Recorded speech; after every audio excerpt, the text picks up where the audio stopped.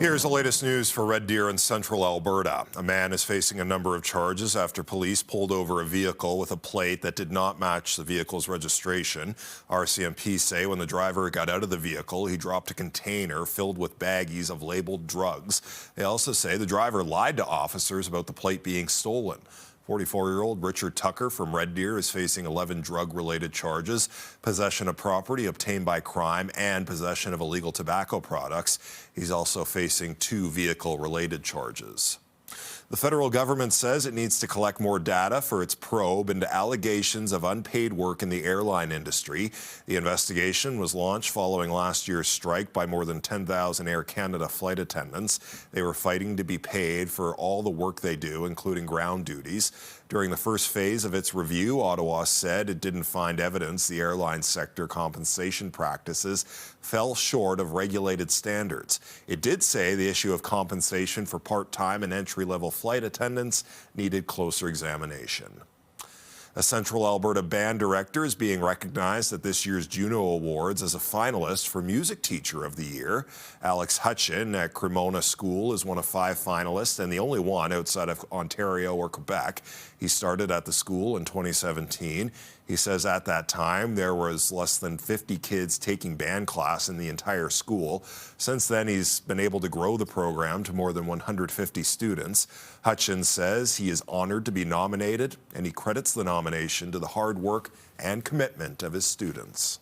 Yeah, I'm just really wanting to give them the joy of music, and just the same way that I received the gift from my former teachers, right? Like just trying to light that fire and instill some confidence in them, some sense of belonging and some community, right? Like that's what it's all about.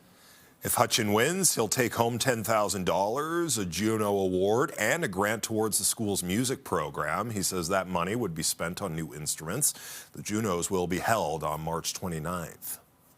The Innisfail Aquatic Centre project is expected to be completed on time and on budget. The facility is currently undergoing renovations.